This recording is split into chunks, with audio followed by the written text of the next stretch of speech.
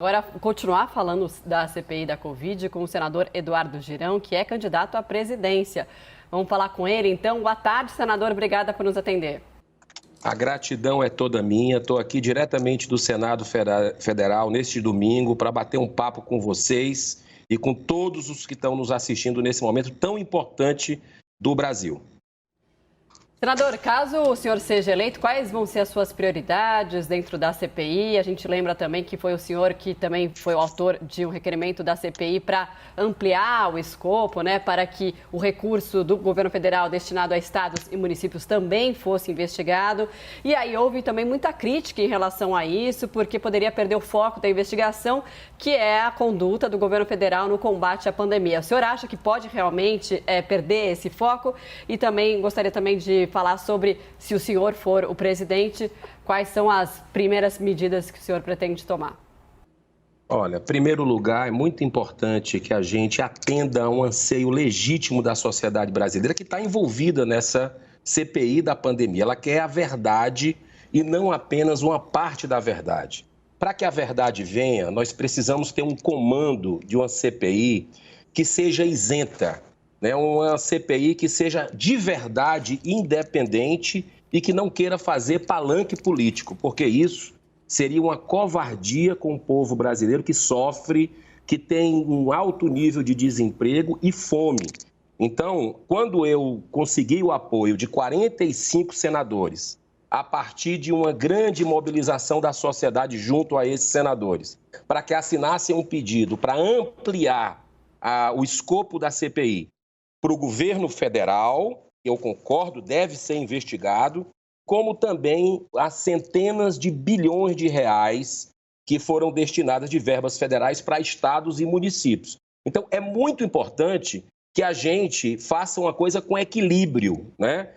E sem conflito de interesse. Por isso eu me candidatei à presidência dessa CPI, porque não pode ter conflito para investigar filho que seja eventualmente objeto de uma investigação, que se tenha objetivos de alianças presidenciais, aí perde o foco realmente. Agora, equipe é o que não falta aqui dentro do Senado Federal. Pra você ter uma ideia, cada senador tem direito a ter até 50 senadores, né? 50 assessores. E fora o que a comissão tem de estrutura para fazer uma análise dessa. Então, é perfeitamente producente que a gente investigue governo federal, mas também esses estados e municípios a partir de uma relação que nós fizemos de operações da Polícia Federal, uma a uma, que está no meu pedido de CPI, e eu acredito que a gente tem como priorizar com equilíbrio isso, porque a população ela está querendo, com legitimidade, que a verdade venha toda à tona, e não apenas uma parte dela. Senador, meu boa tarde também ao senhor. Senador, a gente está destacando aqui na nossa cobertura os acordos que são firmados em torno dos nomes da CPI da Covid-19. E a gente fala em Omar Aziz na presidência, na vice-presidência Randolph Rodrigues e temos na relatoria Renan Calheiros. Mesmo com esse acordo que está sendo já notório em torno do nome de Omar Aziz, o senhor mantém sua candidatura à presidência? Outro ponto, o senhor fala em CPI isenta. Diante dessa formação desses nomes indicados, a CPI deixa de ser isenta? Vamos lá, excelente pergunta. Em primeiro lugar, eu não participei e não participo de nenhum acordão desse, né? Então, como eu falei, existe uma demanda da população que está acreditando nessa CPI, está acreditando que essa CPI não vai virar pizza, né? E vamos lembrar, a CPI é para investigar a União e também as verbas federais, que não foram poucas, enviadas aqui de Brasília para estados e municípios, né? Então, eu respeito todos os colegas que estão nessa comissão, mas acredito que na questão da relatoria, né, quem indica a relatoria é o presidente da CPI, nós precisamos ter uma total isenção, sem conflito de interesse algum, que você possa investigar parente, que você possa investigar quem quer que seja. Discordo respeitosamente da relatoria do senador Renan Calheiros, né? Inclusive, um dos motivos é que tem um filho que é governador. Então, como a gente vai poder estender, buscar toda a verdade do que está acontecendo nos estados e municípios, e não são poucos os escândalos que a Polícia Federal já tem, inclusive, indícios, e como é que a gente vai fazer isso se pode haver uma blindagem com relação a alguns dos investigados. Então, eu acredito que a sociedade brasileira, de forma pacífica, está nos procurando muito, colegas senadores nos procurando também, porque acredita que precisa haver um equilíbrio. Não é justo que a gente tenha uma CPI que já comece equivocada, que pode gerar uma pizza para alguns e, de alguma forma, isso vai ser uma grande frustração nacional e nós vamos aqui combater o bom combate para que isso não aconteça nesse país. Renata Agostini, nossa analista de política, tem uma pergunta para o senhor, senador. Como vai, senador? Boa tarde. Senador, nós falávamos há pouco com o senador Randolfo Rodrigues, ele falava sobre frentes de apuração que ele entende que tem de constar no plano de trabalho, né? Um debate que se avizinha para os integrantes da CPI. Ele citou, por exemplo, que é preciso olhar sobre a recomendação do uso da cloroquina, hidroxicloroquina, outros medicamentos. O senhor já chegou a defender o uso da cloroquina, queria então ouvir o senhor sobre esse ponto. O senhor vai se opor a essa investigação sobre o protocolo do governo federal para o uso de cloroquina? Absolutamente. Inclusive, eu vou propor um debate aprofundado que a gente tenta fazer aqui, inclusive no Senado, e tem resistência, né? Eu já ouvi dezenas de médicos, de cientistas no Brasil e fora do Brasil sobre esse assunto. Então, eu tenho um cabedal aí de informações que eu vou querer me aprofundar também com relação a esse assunto. A gente não pode se omitir disso, né? Agora, acredito que nós temos que chamar os ministros da saúde todos, né? Desde o primeiro-ministro da saúde, que a gente, o Mandetta, e os demais ministros também para ouvir. O que a gente não pode é fazer de conta que essa CPI é uma CPI que vai buscar a verdade, e não apenas uma parte da verdade. Eu tenho total independência do governo, já mostrei isso, não apenas com palavras, com discursos, mas na prática, nos votos. Fui um dos articuladores para a derrubada do decreto de armas do presidente da República, uma das principais bandeiras dele. Fui também um voto publicamente contrário, só 2 senadores votaram publicamente contra a indicação do presidente Jair Bolsonaro para o STF, que foi o ministro Cássio Nunes, eu fui um deles, e várias outras votações. Não tenho um cargo federal, né? Não recebo emendas parlamentares extras, somente as constitucionais. Ou seja, eu acredito que eu tenha, com todas as minhas limitações e imperfeições, que eu sei que tenho muitas, mas eu tenha isenção, não tenha conflito de interesse, acordo político com A, B, com presidenciável C, Y, para estar participando de uma comissão dessa e na presidência. Pode ter certeza, o povo brasileiro, que se os colegas me colocarem nesse posto, eu vou colocar um relator que tenha isenção. Já estou buscando aqui informações de cada um para que a gente possa fazer um trabalho sério, um trabalho digno, um trabalho independente e justo para que a gente tenha realmente um resultado como outras CPIs tiveram.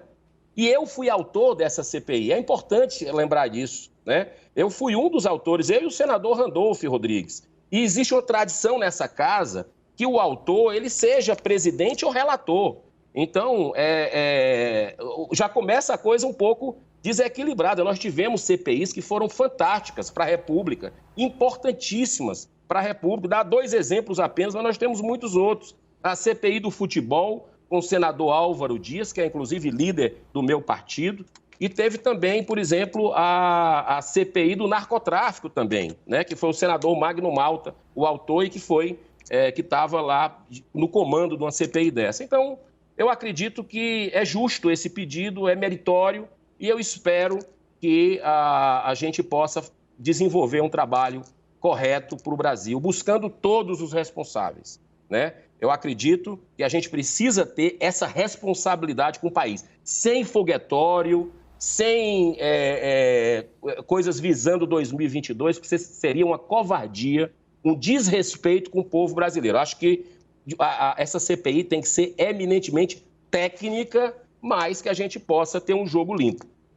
Senador, respeitando a nossa divisão igualitária de tempo, teremos mais 3 minutos, respeitando também a mesma disponibilidade aqui ao senador Randolph Rodrigues. Então, passo a palavra para o Fernando Mollica para fazer a pergunta e disponibilizando 3 minutos para a sua resposta. Por favor, Mollica. Senador, boa noite. O senhor há pouco falou em tradição. Existe também uma tradição nas CPIs de que a relatoria e a presidência fiquem com as maiores bancadas. E anteontem, o senador Fernando Bezerra, com quem eu conversei ontem, ele confirmou que ligou para alguns integrantes da CPI, inclusive para os senadores Omar Aziz e Renan Calheiros, dizendo que fazia essa ligação em nome do presidente Jair Bolsonaro, reconhecendo esse critério de proporcionalidade e achando justo que a presidência ficasse com o PSD e a relatoria com o MDB. Essa posição enfraquece a sua candidatura? Olha, em primeiro lugar, a população não acha justo o que está acontecendo, né? E eu também não acho, né? Pelas minhas convicções, pelos meus princípios e valores, respeitando todos os colegas, acho que a coisa está desequilibrada. E por isso que propus e conversei com alguns senadores, inclusive com o senador Omar Aziz, com o senador Renan Calheiros, liguei para ele antes de anunciar minha candidatura, liguei para o senador também Fernando Bezerra, para o líder do meu partido, o Álvaro Dias, e para outros colegas também que participam dessa comissão, o Randolph, o Alessandro Vieira também, e coloquei o meu posicionamento. Eu acho que se uma coisa que político tem que ter na vida, além da integridade, é coerência, né? Então, a população, ela espera dessa CPI que seja algo produtivo para o país, né? Então, por isso que eu coloquei o meu nome e espero realmente que a gente possa conquistar essa presidência para designar um relator isento, independente, para que possa desenvolver um grande trabalho para essa nação maravilhosa que é o Brasil. Senador, quais pontos, na sua avaliação, teriam que ser investigados da conduta do governo federal em relação ao combate à pandemia? Acredito que tem que ser visto essa questão do oxigênio, que é um fato determinado, colocado no pedido do senador Randolph Rodrigues, a questão do oxigênio do Amazonas, essa questão que precisa ser verificada da questão de cloroquina, até onde se passou o limite do governo federal com relação a isso, como outros países estão se posicionando com relação à autonomia médica, por exemplo. Então, acho que tudo isso precisa ser, e eu tenho perguntas a fazer com relação a eventuais omissões e ações do governo federal. Mas também tenho muitas perguntas para fazer com relação às centenas de bilhões de reais que foram destinados a estados e municípios. Um exemplo que me deixa profundamente curioso é o que foi feito do Consórcio Nordeste, que reúne governadores do Nordeste, eu sou nordestino, e governadores que compraram 300 respiradores no momento que a população mais precisava, e esses respiradores até hoje não chegaram. Houve aí, inclusive, uma ilação com a indústria da maconha, não me pergunte o que é que tem a ver, mas foram comprados de uma indústria da HempCare e HempShare, e até hoje a população não teve, apesar de ter operação policial, mas não veio ninguém para justificar isso para todos os governos do Nordeste brasileiro.